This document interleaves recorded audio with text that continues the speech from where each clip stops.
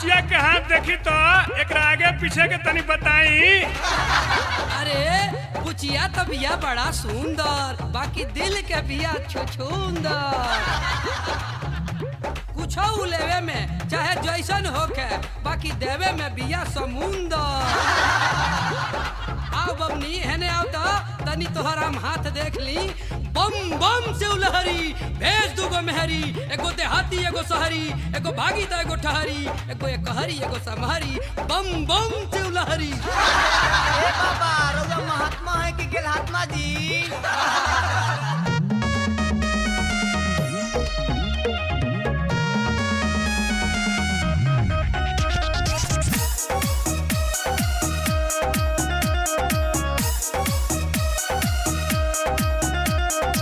Music by Ayaan बाबू, पंडितपुरा।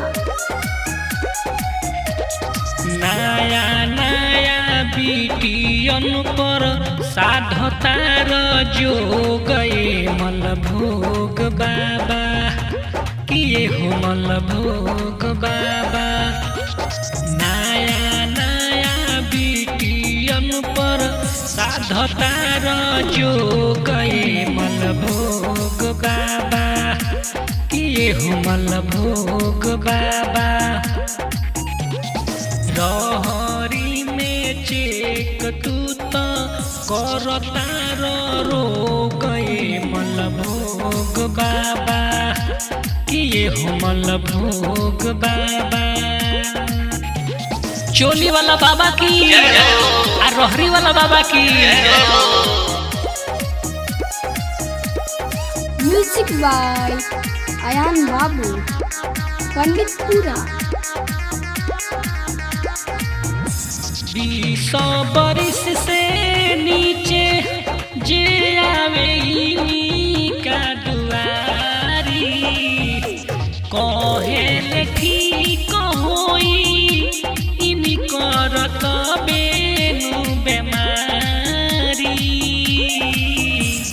ठाकुर जी के जहिया लागी गजबेरा में भोग गए मल भोग बाबा, किए हो मल भोग बाबा।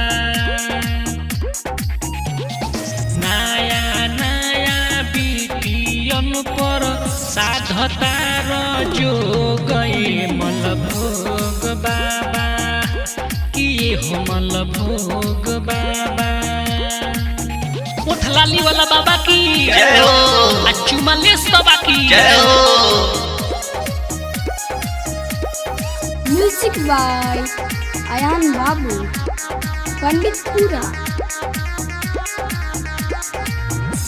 कवनो बीमारी होला पेटवे में अंगूरी लगावेले, लगे सटा के अपना बाबा के तबे जगावेले।